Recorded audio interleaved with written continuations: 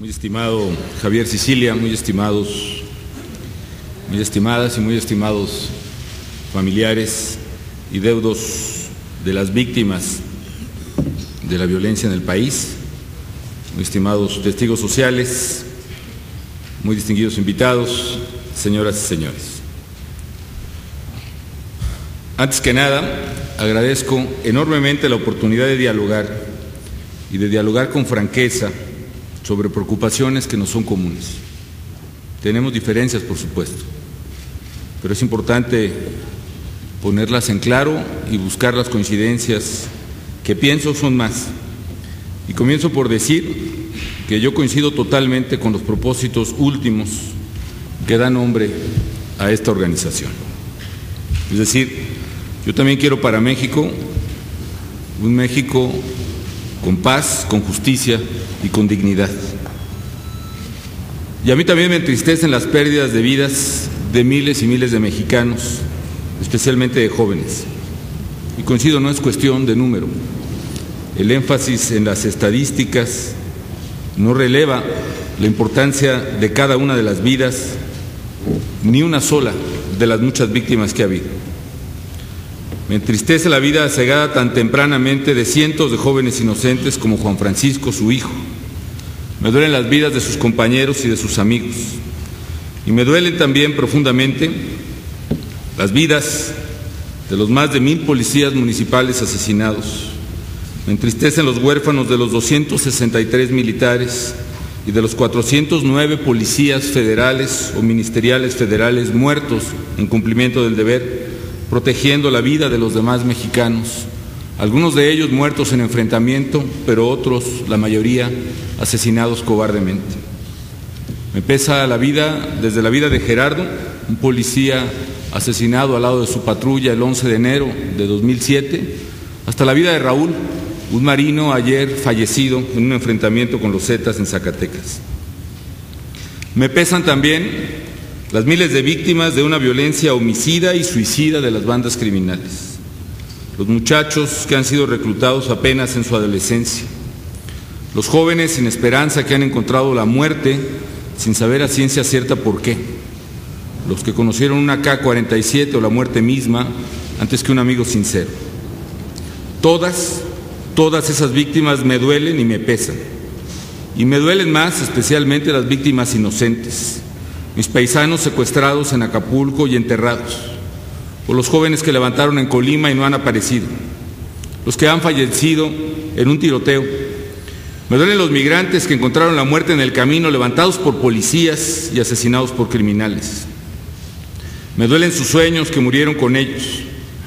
Me duelen terriblemente las fosas de Tamaulipas o de Durango, que son como heridas abiertas no solo en la tierra, sino en el cuerpo de todos. Y más me duelen los cientos de padres de familia que en todas partes me piden ayuda una y otra vez para encontrar a sus hijos que un día levantaron. Me duele Gerardo Servín, hermano de mi mejor amigo, que un día levantaron en Morelia por una supuesta deuda que nunca tuvo, que no ha aparecido y que las autoridades competentes ni siquiera se atrevieron a investigar su caso. Me duele Fernando, el hijo de Alejandro Martí, y me duele Silvia, la hija de Nelson Vargas, porque ellos nos pidieron ayuda y a pesar de ello no pudimos encontrarlos con vida. Me duele el dolor de todos los secuestrados, como me dolió el de Gaby Ulloa y el de Diego, y me alegró abrazarlos a su regreso.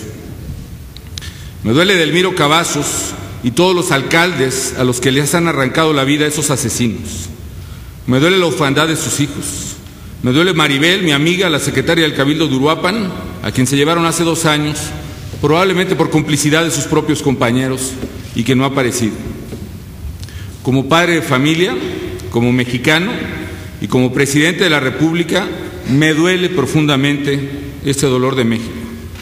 Me duele el de la violencia, el dolor que causan los criminales o el que causa el gobierno y cualquier gobierno con acciones y omisiones y que también haya causado. Sé que hay quienes afirman que la violencia que hoy vive en México ha sido generada por el Estado, que todo es culpa, como usted ha dicho, de que el presidente decidió lanzar al ejército a las calles a esta guerra absurda, que se asume en consecuencia que la solución es detener esta guerra. Sinceramente, Javier, pienso en este punto que la premisa está equivocada y que por tanto la conclusión a la que se llega también está equivocada. ¿Será cierto que todo es culpa del gobierno? ¿Que no tendrá nada que ver los criminales que los levantaron, los que los torturaron, los que lo asesinaron, los que aún esconden a los nuestros? ¿Acaso no cuenta en la violencia la realidad abrumadora del crecimiento del crimen organizado en el país? ¿No dice nada a los pueblos asustados que usted encontró en su camino? ¿No le dijeron en Zacatecas nada acerca de los Zetas? ¿No le dijeron en Durango nada acerca de la gente del Chapo? ¿No le platicaron en Torreón las familias angustiadas de cómo secuestran a los suyos? ¿No dice nada la violencia inhumana, bestial con la que actúan esos homicidas? Si por lo menos admitimos que los criminales sí tienen que ver también en este problema de violencia, ¿en qué proporción son los criminales, los violentos, los responsables de esa violencia? Y si la premisa estuviese equivocada, también puede estar la conclusión. ¿O acaso se piensa seriamente que replegando a las fuerzas federales, que en muchas partes son las únicas que combaten a los delincuentes, se terminará la violencia? ¿No parece difícil suponer que al suspender su acción el gobierno, al retrotraer la acción de las fuerzas federales, no parece difícil creer que los criminales van a dejar así simplemente de secuestrar, de extorsionar, de asesinar? ¿Van a dejar de reclutar jóvenes para satisfacer su apetito voraz de controlar territorios y comunidades? Yo creo sinceramente que no es así. Pero es fundamental que juntos analicemos qué fue lo que nos ha llevado a esta situación tan lamentable y dolorosa para todos. Más allá de los dogmas y más allá de los prejuicios que nos impiden ver como sociedad unida esta realidad. Creo que tan prejuicio es suponer que no cuenta la falta de oportunidades en el reclutamiento de miles de jóvenes para el AMPA, o que el tema de las drogas no es un problema de salud. Yo creo que sí lo es. Como suponer también que toda maldad viene del Estado y sostener sin más el paradigma de que el Estado es el generador exclusivo de violencia, como si los criminales y la maldad que sí existe y que ellos encarnan no existieran. Pienso lo contrario. Pienso que ha sido fundamentalmente la acción de los criminales y no la del Estado la que nos ha traído hasta aquí. Y permítanme explicarlo desde distintas perspectivas. No hay violencia porque estén ahí las fuerzas federales. Las fuerzas federales están ahí porque ahí hay violencia. Una violencia que las autoridades locales no pudieron controlar, que la rebasó, para una presencia federal cuya ayuda solicitaron. Y es el caso de Juárez, donde el enfrentamiento entre cárteles precede a la intervención de la Fuerza Federal, como es el caso de Monterrey o como es el caso de Tamaulipas, donde la acción del Estado es consecuencia y no causa de una violencia preexistente. Yo también, Javier, sinceramente me he preguntado qué es lo que pasó a México y que nos ha llevado a esta situación que nadie quiere. ¿Qué es lo que no ocurría antes y que ahora sí ocurre? ¿Qué es lo que precipitó o desató precisamente este mal que creo que coincidimos en ello también, queremos erradicar? Hay algo que es clave para entender lo que está pasando. Y pienso que es el cambio que se dio en los últimos años en la manera de operar de los grupos criminales. Sí, efectivamente empieza este tema con el narcotráfico, pero no es un problema para mí ya de narcotráfico, es un problema de violencia y de crimen organizado. ¿Y cómo empezó? La clave para mí es que pasamos de un modelo de narcotráfico tradicional que buscaba primordialmente llevar la droga a Estados Unidos a un modelo de narcomenudeo en el que los delincuentes, además de llevar la droga al otro lado, buscan también colocar droga entre los jóvenes mexicanos. Narcotráfico y narcomenudeo parece una mera diferencia trivial y casi meramente semántica, pero no lo es, porque encierra una diferencia radical que explica muchas cosas. Y la diferencia es esta: El narcotraficante corrompe o intimida a la autoridad para pasar por ahí. El narcomenudista, en cambio, corrompe o intimida a la autoridad para quedarse ahí. El primero busca salir pronto y sin ser visto, pasar al otro lado. El segundo busca meterse y quedarse, ser el dueño de la plaza, que se sepa que está ahí, que manda, que es el más violento. Por eso no solo asesina, sino también decapita. Por eso deja mensajes atemorizantes con la intención de que sean reproducidos en primera plana por algunos medios. Entre el viejo y el nuevo modelo, entre el puro narcotráfico y el asociado al narcomenudeo, hay una diferencia sustancial que es el problema que nos reúne, y esa diferencia sustancial es la violencia. ¿Por qué? Porque en el viejo modelo se trata de controlar rutas, y el número de rutas puede ser tan grande como el número de puntos en la frontera. En cambio, en el narcomenudeo hay territorios completos, territorios que los criminales buscan delimitar y cuya disputa es precisamente el objeto de los enfrentamientos.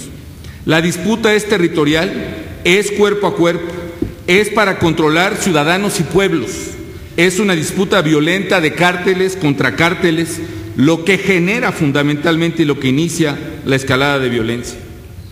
En el nuevo modelo territorial, un modelo que no es de puntos en la frontera, sino de control de plazas y puntos de venta en todo el país, desde la frontera sí, pero también en Acapulco, y también en Cuernavaca, y también en Veracruz, y también en Chiapas.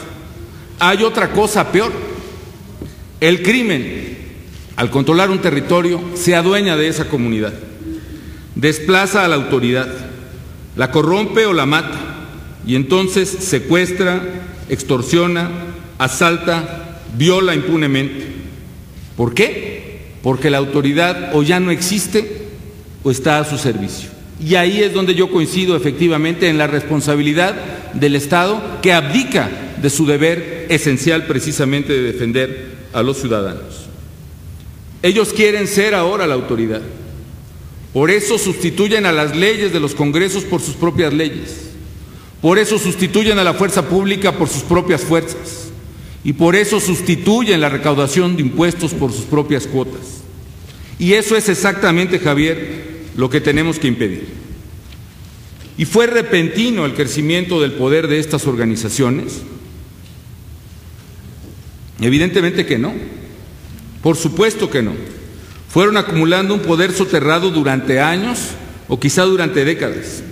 La corrupción tan tradicional en el sistema político mexicano, el miedo, la costumbre de verlos ahí siempre, de hacerlos nuestros, de convivir con ellos, hicieron que esta plaga fuera carcomiendo poco a poco las paredes de nuestra casa común.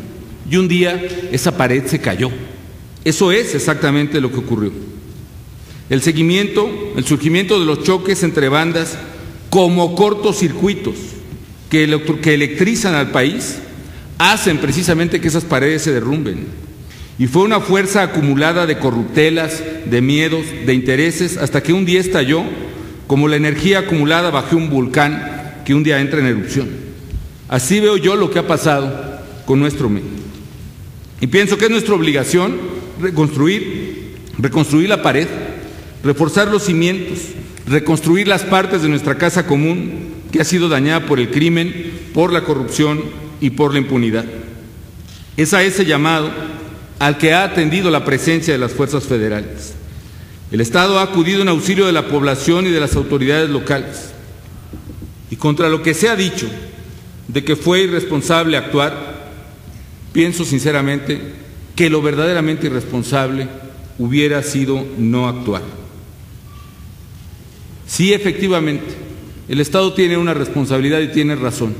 El no haber cumplido en todos los órdenes de gobierno con su deber de proteger la vida de las víctimas. Y en ese sentido, todos los que integramos el Estado y cada quien en su grado de responsabilidad, somos responsables, y coincido que debemos pedir perdón por no proteger la vida de las víctimas, pero no por haber actuado contra los criminales que están matando a las víctimas. Eso definitivamente es un error. En eso, Javier, sí estás equivocado.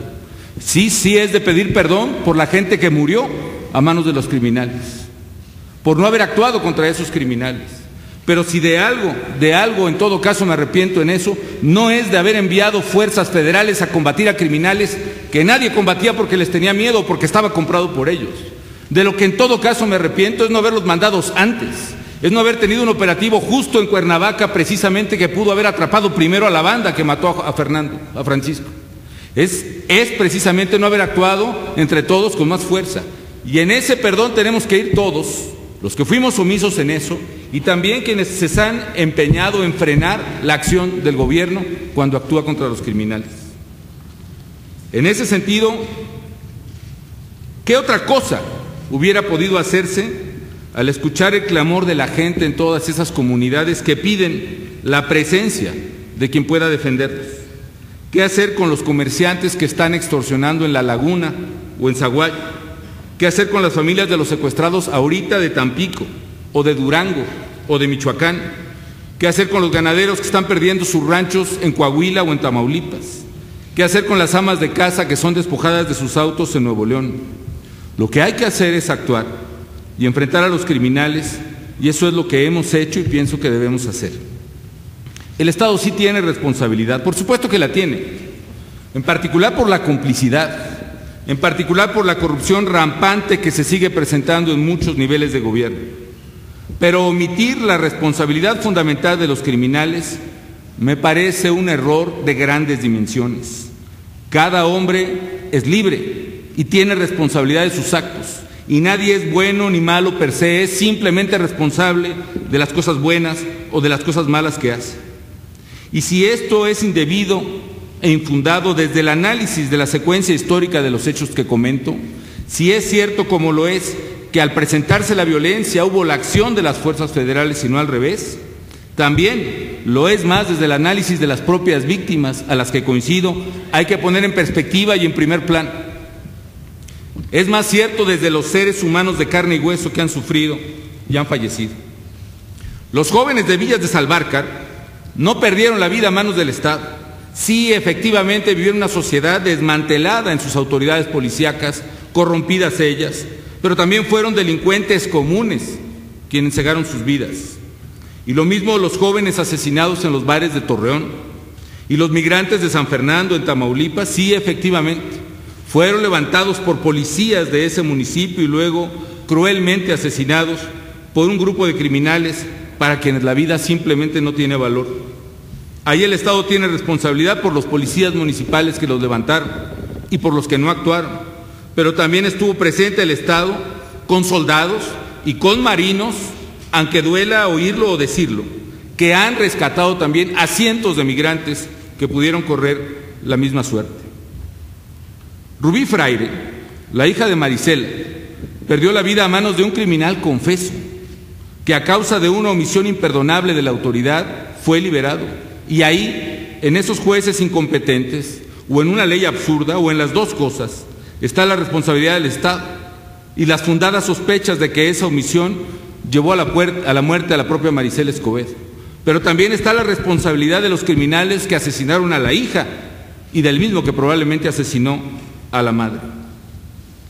Juan Francisco y sus amigos fueron asesinados por criminales de carne y hueso, por el negro Radilla, por el Jabón, y no fue el Estado ni el gobierno federal que lo representa quienes lo asesinaron.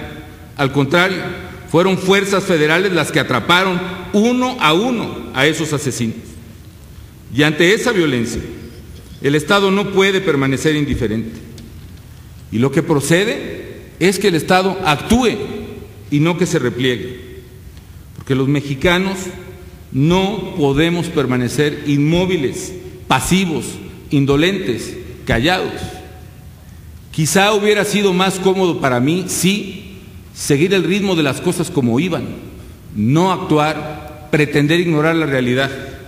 Pero como presidente vi esa amenaza del crecimiento brutal y despiadado del crimen y me decidí a actuar. Sé que se piensa que de no haber actuado no hubiera pasado nada. De no haber actuado con los criminales, todo seguiría, entre comillas, bien. Desafortunadamente no es así. Es como si un enfermo de cáncer pensara que nada hubiera pasado si no hubiera ido ese día con el médico que detectó su enfermedad, apenas a tiempo, por cierto, e inició el tratamiento que le puede salvar la vida. El poder y la violencia, el poder de los criminales y la violencia venían creciendo en marcha arrolladora. Los primeros enfrentamientos de autoridades asesinadas ocurrieron allá por 2004, precisamente en Tamaulipas. Ese mismo año, los americanos derogaron la ley que prohibía la venta de armas de asalto y empezaron a entrar por cientos de miles a nuestro país. Los primeros casos de decapitados aparecieron en Uruapan y en Acapulco por allá del año 2005. ¿Y qué hacer frente al crecimiento de esta ola criminal? Yo prefiero asumir la crítica, así sea injusta de haber actuado, a quedarme con el cargo de conciencia de haber visto el problema y por conveniencia no haber hecho nada. ¿Había que actuar? ¿O había que pretender que no pasaba nada y que el problema no existía? Yo la respuesta la encuentro, Javier, en sus propias palabras, cuando parafraseaba a Bertolt Brecht. Un día vinieron por los comunistas y no dije nada. Otro día vinieron por los judíos y tampoco dije nada. Un día llegaron por mí o por un hijo mío y no tuve nada que decir.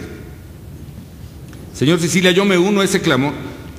Cuando vinieron por los primeros, es cierto, hubo quien no dijo ni hizo nada.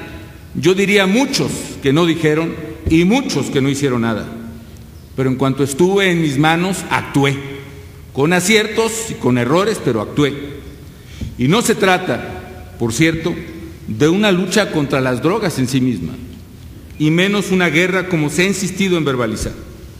Es una lucha por la seguridad, y más que las drogas en sí mismas, que coincido son un problema medular de salud pública, a mí lo que me preocupa más son los efectos perniciosos de la violencia que genera la producción, el tráfico y la distribución de sustancias y de los muchos delitos asociados a ese negocio criminal. Como he señalado, se trata de una lucha por construir un país de leyes y para que todos los mexicanos puedan ejercer plenamente sus libertades sin la amenaza que hoy representa la delincuencia organizada.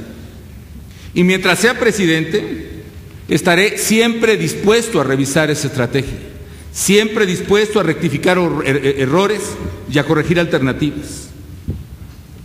Pero también estaré siempre decidido a defender hasta la más modesta de las familias campesinas que estén siendo extorsionadas, a las madres que no encuentran a sus hijos, a la gente que ve que su comunidad ha caído en manos de criminales y no tiene cerca de ella ninguna autoridad que la defienda. Mientras yo tenga autoridad, las defenderé y las defenderé con todo, y con todo es con toda la fuerza del Estado. Eso no excluye todo lo que tenemos que hacer en otros terrenos.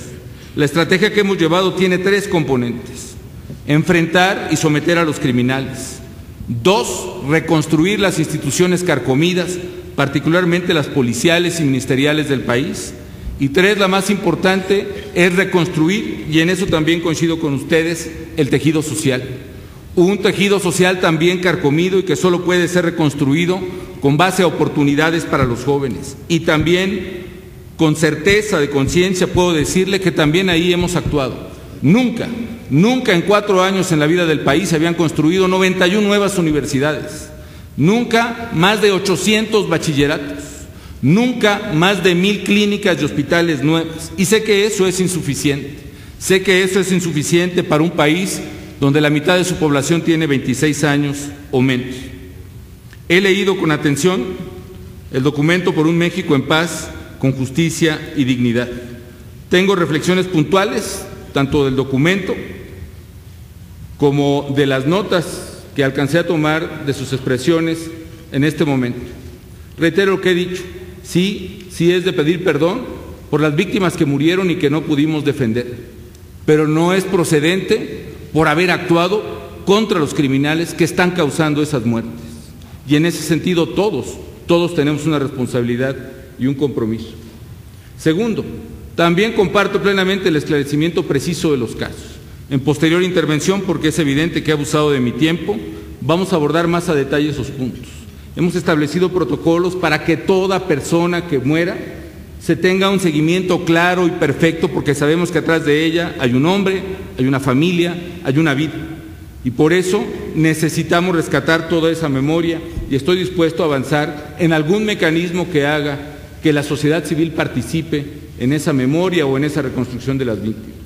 Y también finalmente, y con esto a reserva de ampliar sobre el documento en otra intervención mis comentarios, también coincido con usted.